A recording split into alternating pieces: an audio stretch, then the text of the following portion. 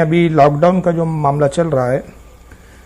تو یہ غیر مقلدین نام نہاد اہل حدیث وہابیوں کی طرف سے یہ ایک فتنہ چھیڑ دیا گیا کہ گھروں میں جب کہ سب نماز پڑھ رہے ہیں تو گھر میں ہی امامت کر لے کوئی بھی شخص. نتیجہ یہ ہوا کہ ہر گھر میں ایک امام پیدا ہو گیا ہے،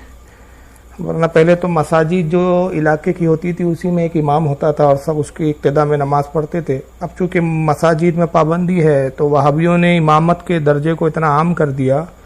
اور بالکل میں ایک عام لفظ میں ایک جملہ کہوں گا کہ بالکل امامت کے مقام و مرتبے کو اتنا چلر بنا دیا کہ ہر ایرا گہرا نتو خیرا کوئی بھی اپنے گھر میں جماعت قائم کر کے امام بن سکتا ہے. حالانکہ یہ بیچارے دعویٰ حدیث دانی کا کرتے ہیں لیکن پتہ نہیں ہے کون سی کتابیں پڑھتے اللہ جانے. بہرحال آئیے آپ کے سوال کی طرف میں متوجہ ہوتا ہوں. چنانچہ سنن ابو داؤد دیکھیں آپ، سنن ابو داؤد کے اندر کتاب الصلاح باب من احق بالامامہ حدیث نمبر ہے 590. حضرت عبداللہ ابن عباس رضی اللہ تعالیٰ عنہ سے حدیث روایت ہے کہ اللہ کے نبی صلی اللہ تعالی وسلم نے ارشاد فرمایا، تم میں اچھے لوگ اذان کہیں اور تم میں جو قرہ ہو وہ امامت کریں. قرہ اسے کہتے ہیں کہ جسے قرآن کا زیادہ علم ہو اور جو قرآن پڑھنے کا جو ہے طریقہ صحیح طریقے سے جانتا ہو. اس پر انشاءاللہ آگے بات آئیں گی. اسی طرح صحیح مسلم امام مسلم یہ روایت لائے حضرت ابو سعید خدری رضی اللہ تعالیٰ عنہ سے. چنانچہ صحیح مسلم کتاب المساجد ہے اور باب من احق بالامامہ حدیث نمبر ہے 672. اللہ کے نبی صلی اللہ علیہ وسلم سے روایت کرتے حضرت ابو سعید خدری رضی اللہ تعالیٰ عنہ کہ فرماتے کہ امامت کا زیادہ مستحق قرہ حضرات ہے، یعنی جو قرآن کو زیادہ پڑھا ہوا ہو. تو یہاں پر جو کہا گیا ہے دو حدیثوں سے ثابت ہوا کہ پہلی حدیث میں اللہ کے نبی واضح طور پر ارشاد فرما رہے جو سنن ابو داؤد سے میں نے بیان کی کہ حضور فرماتے اچھے لوگ اذان کریں اور اچھے لوگ امامت کریں. اب یہاں اچھے سے کیا مراد ہے؟ یہاں اچھے سے جو شرعی مراد ہے، اور شرعاً اچھا کسے کہا گیا ہے تو اگر فقہاء کرام کی آپ کتابوں کا مطالعہ کریں تو آپ کو یہ چیز ملے گی کہ امامت کے لیے 6 شرائط بیان کی گئی ہے. پہلی شرط ہے کہ مسلمان ہو، اسلام کا ماننے والا ہو، مسلمان ہو. اور دوسری شرط ہے کہ بلوغ یعنی بالغ ہو. تیسری ہے کہ عاقل ہو یعنی پاگل دیوانہ مجنون نہ ہو. اور چوتھی شرط یہ ہے کہ امامت جو ہے وہ مرد ہی کرے. اب پانچویں یہ ہے کہ قرأت کا جاننے والا ہو. اور چھٹی شرط یہ ہے کہ معذور نہ ہو.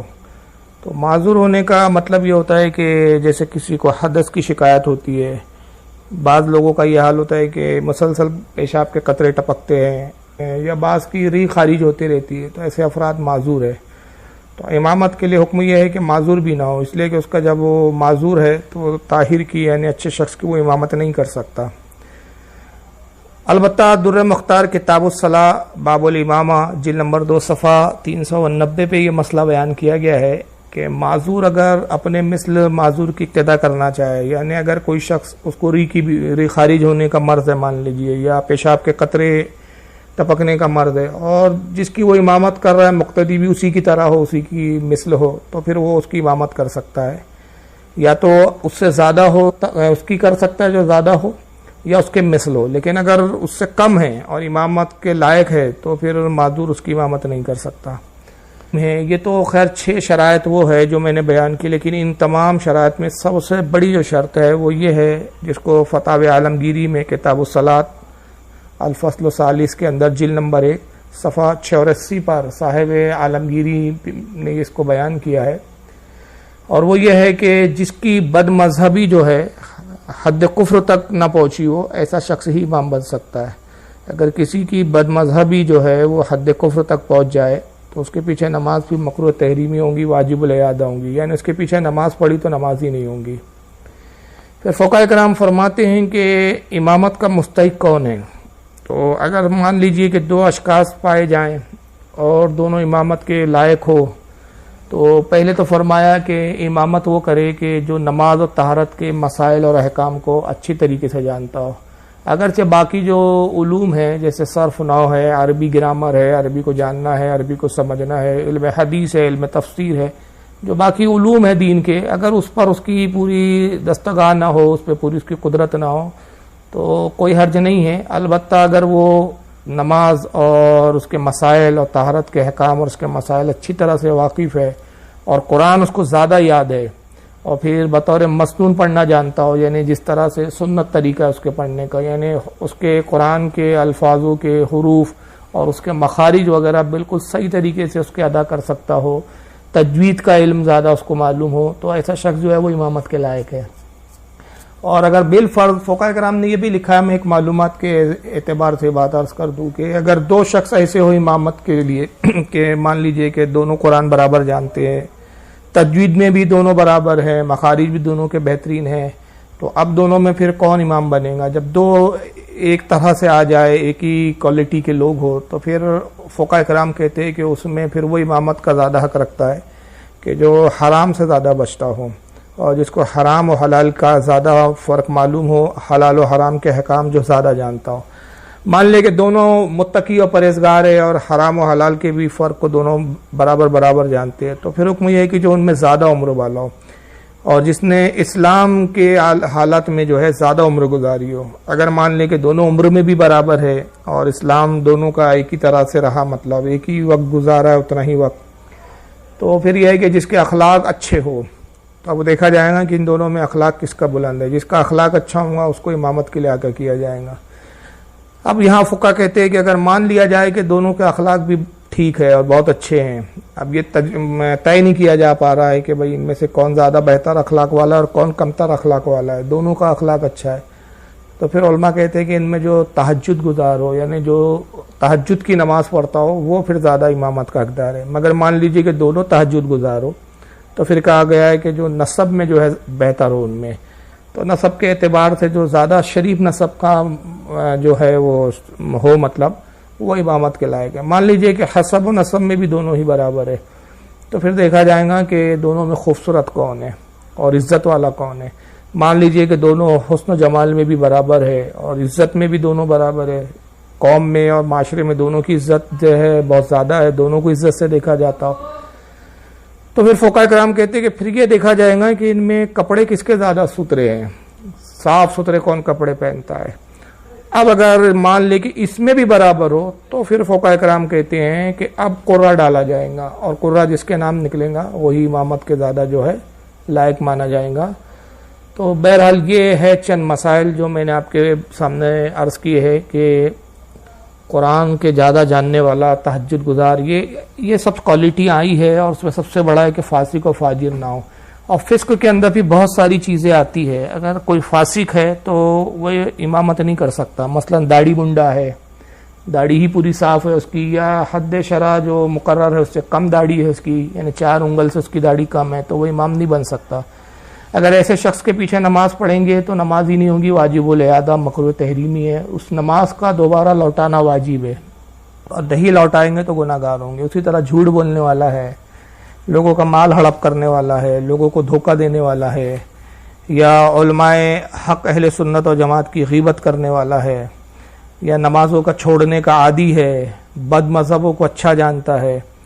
تو اس طرح کے بہت سارے باتیں ہیں جو برائی ہے۔ یا یوں سمجھ لے ایک جملے میں کہ شرع میں جو کام گناہ بتائے گئے ہیں، جس میں شرع نے کہا کہ یہ کام سے آدمی گناہ گار ہوتا ہے اور جس پہ گناہ کی وعیدیں ہے، اگر کوئی اس کا ارتکاب کرتا ہے کوئی شخص تو اس کو اور اعلانیہ کرتا ہے تو فاسق معلن کہا جاتا ہے، اور فاسق معلن کے پیچھے نماز نہیں ہوتی، اگر پڑھ لی جائے تو واجب الاعادہ ہے۔ اور عوام میں ایک مشہور ہے یہ بات، یہ بھی عرض کر دوں کہ داڑھی منڈے کے پیچھے داڑھی منڈے کی نماز ہو جاتی ہے،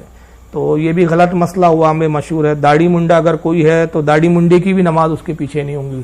اس لیے کہ جب خود وہ فاسق ہے تو اس کے پیچھے فاسق کی بھی نماز نہیں ہوتی۔ اور اس کی تفصیل اگر آپ کو دیکھنا ہو تو فتاوی فیض الرسول میں صفحہ نمبر 259 جلد نمبر 1،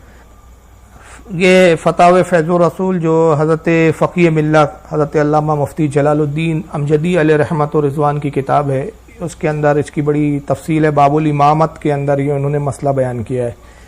تو فاسق کی نماز جو ہے وہ فاسق کے پیچھے بھی نہیں ہوتی۔ تو یہ خاموں کا بدعقیدہ وہابیوں نے کہ مہم چلا رکھی ہے کہ گھر میں کوئی بھی امامت کر لے، تو اب داڑھی ہے نہیں ہے وہ بھی کھڑا ہو جا رہا ہے، جس کو قرآن پڑھنا نہیں آتا وہ بھی کھڑا ہو جا رہا ہے۔ حد تو یہ کر دی انہوں نے، امامت کو تو اتنا عام کر دیا کہ جس کو قرآن پڑھنا نہیں آتا اور ہاتھ میں قرآن لے کے پڑھ لو کہتے ہیں۔ اس پر ایک میری ویڈیو بھی آئی ہے، انشاءاللہ اس کا ایک دوسرا پارٹ بھی انشاءاللہ عنقریب کل یا پرسوں آ جائیں گا۔ تو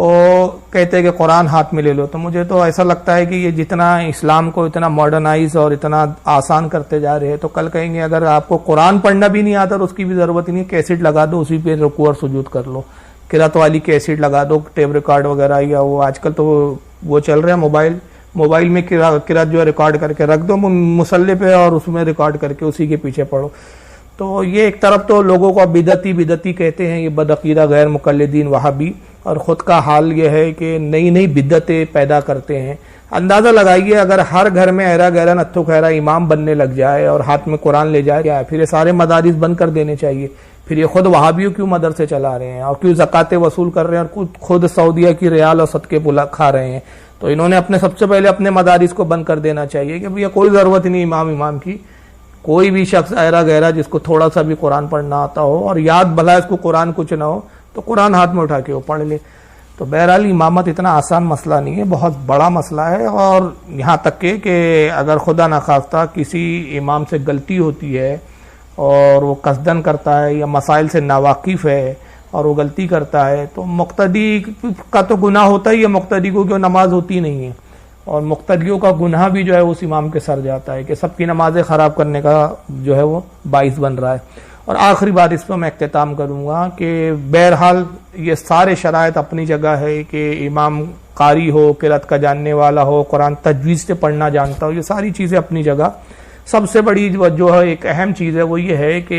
امام جو ہے وہ بد مذہب کسی صورت میں نہیں ہونا چاہیے. کوئی کتنا ہی اچھا قاری ہے، بہت بہترین قرات کرتا ہے، تجوید بھی بڑی اچھی ہے اور حسب و نصب میں بھی بڑا بلند و بالا ہے، پاکی و ناپاکی کے مسائل بھی خوب جانتا ہے، علم دین بھی خوب اس نے حاصل کر رکھا ہے، وجاہت اور خوبصورتی بھی بڑی ہے، عزت بھی بڑی ہے، معاشرے میں سب ہے، لیکن عقیدہ خراب ہے تو اس کے پیچھے نماز نہیں ہوں گی. اور بلکہ میں کہتا ہوں اس کے پیچھے نماز تو چھوڑیے، اس بد عقیدہ کی خود اپنی نماز نہیں ہوں گی. تو جب اس کی اپنی خود کی نہیں ہو رہی تو اس کے پیچھے پڑھنے والوں کی کیا نماز ہوں گی. تو لہٰذا جو ہے اگر خدا نخواستہ گھر میں کوئی ایسا فرد نہ ہو کہ جو امامت کے لائق ہو اور ان شرائط پہ نہ اترتا ہو، تو اس صورت میں بھی کوئی ایسا ڈرنے کی بات نہیں ہے. اس صورت میں جب امامت کے لائق کوئی ہے ہی نہیں تو جماعت کا جو حکم ہے وہ ساقط ہو گیا ہے. تو اس صورت میں آپ یہ کریں کہ اب عذر ہے تو اپنی تنہا نماز پڑھ لیں، اس میں بھی کوئی حرج نہیں. اللہ تعالیٰ اس نماز کو بھی قبول فرمانے والا ہے. اللہ تعالیٰ سے دعا ہے کہ خالق کائنات دین و مسائل کے سمجھنے کی ہمیں توفیق عطا فرمائے. واللہ اعلم ثم رسول عالم.